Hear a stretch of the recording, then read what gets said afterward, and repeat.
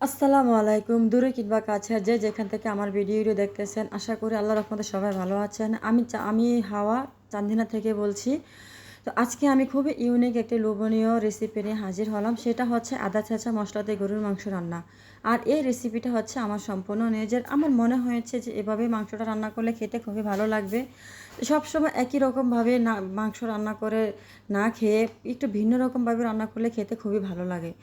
তো যাই হোক, আমরা যেহেতু গ্রামে থাকি, তো আমাদের সবসময় রান্নার স্টাইল একই রকম থাকে, কারণ সবাই অন্যরকমভাবে খেতে পারে না। তাই আমি ভাবলাম যে আজকে আমি একটু অন্যরকম, একটু ভিন্ন রকমভাবে একটু মাংস রান্না করি।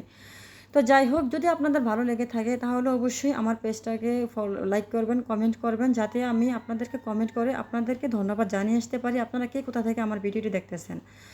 তো চলুন মূল রেসিপিতে চলো যাই। প্রথমে দেখতে পাচ্ছেন যে আমি পাটার মধ্যে কিছু মশলা মানে জিরা, সাদা গোলমরিচ আর কালো গোলমরিচ বেটে নিয়েছি। তারপর হচ্ছে পেঁয়াজটা আদা আদা ছেঁচা করে নিয়েছি, রসুন আদা ছেঁচা করে নিয়েছি। তারপর কিছু কাঁচা মরিচ নিয়েছি, এগুলোকে আমি একটু মানে অর্ধেক ছেঁচে নিয়েছি।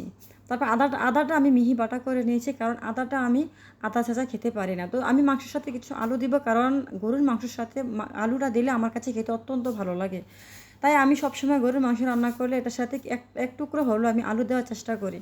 তো দেখতেই পাচ্ছেন আমি সব আদা ছেঁচা মশলাগুলো দিয়ে দিয়েছি। তারপর এখানে আমি লবণ দিয়েছি, আর তারপর এখানে আমি হলুদের গুঁড়া, মরিচের গুঁড়া, লবণ, তারপর হচ্ছে দুধ, তেল, ধনিয়ার গুঁড়া সব কিছু দিয়ে দিয়েছি। এখানে আমি মাংস নিয়েছিলাম প্রায় 1.5 কেজির মতো। তো আপনারা যে যতটুকু রান্না করবেন ওই অনুযায়ী মশলাটা অ্যাড করে দিবেন।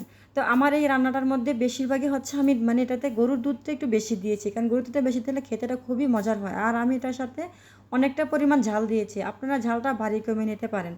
তারপর এখানে আমি কিছু পানি দিয়ে দিয়েছি, যেহেতু আমি এটাকে প্রেশার কুকারে রান্না করবো, এটাতে বেশি ঝোল দেওয়া যাবে না, না হয় ঝোল থেকে যাবে, মাংস সিদ্ধ হয়ে যাবে, এটা খেতে একদমই ভালো আসবে না। এই তো আমি বসিয়ে দিলাম চুলাটাকে হাই হিটে, মানে 2000 দিয়ে বসিয়ে দিয়েছি, দেখতেই পাচ্ছেন। তো জাস্ট 30 মিনিট ঘড়ির টাইম ধরে হলে মাংসটা হয়ে যাবে। আর একটু দেখুন আমার মাংসটা অনেক সুন্দর হয়েছে, আর এটা টেক্সচারটা কতটা সুন্দর যে দেখে বুঝতে পেরেছেন। যেহেতু আমি এটাতে আলু দিয়েছি তাই ঝোলটা আর টানাবো না, আমি এভাবে এটাকে নামিয়ে নিব। তো এখন আমি এই প্রেশার কুকার থেকে আলাদা একটা পাতিলে নিয়ে নিয়েছি, আর দেখে বুঝতে পেরেছেন এটা কতটা সুন্দর হয়েছে আর কতটা লোভনীয় হয়েছে। মানে খেতে অত্যন্ত মজার ছিল এটা, জানি না মানে আজকে অন্যরকম একটা টেস্ট এসেছিলো। বাট আমার ছোট্ট ফুচকু মেয়েটা বলেছে, আম্মু আজকে গরুর মাংস রান্নাটা নাকি অনেক মজার হয়েছিল। যেহেতু আজকে আমি মাংসের সাথে রুটি করেছি, মাংসটা বসিয়ে দিয়ে আমি এখানে রুটির গোলাটা তৈরি করে নিয়েছি। তো এক এক করে আমি সবগুলো রুটি বেলে নিয়ে তারপর চলে আসলাম এদিকে তাওয়ায় ভেজে নেওয়ার জন্য। তো আজকে আর আমি রুটি করব না, সবগুলোকে আমি পরোটা বানিয়ে নেব। তো এক এক করে দেখুন আমার সবগুলো পরোটা বানানো হয়ে গিয়েছে। আর আমার মেয়ে তো আজকে অনেক খুশি, কারণ ছেলে মেয়েরাও তো পরোটা হলে ওরা কিছুই লাগে না, আর ওরা তো সাদা রুটি একদম খেতেই চায় না, ওরা শুধু পরোটাকে অনেক খেতে পছন্দ করে। তাই আমি আজকে সবগুলোকে পরোটা বানিয়ে নিয়েছি। আমার মেয়ে তো মানে খুশিতে লাফাচ্ছে। তো এখন সব কিছু রেডি হয়ে গিয়েছে। তো এখন একটা প্লেটে রুটি নিয়ে নিয়েছে, আর একটা বাটিতে কিছু মাংস নিয়ে নিয়েছে। তো এখন আমরা মা মেয়ে মাংস রুটি খেতে খেতে আপনাদের কাছ থেকে বিদায় নিব। আল্লাহ হাফেজ।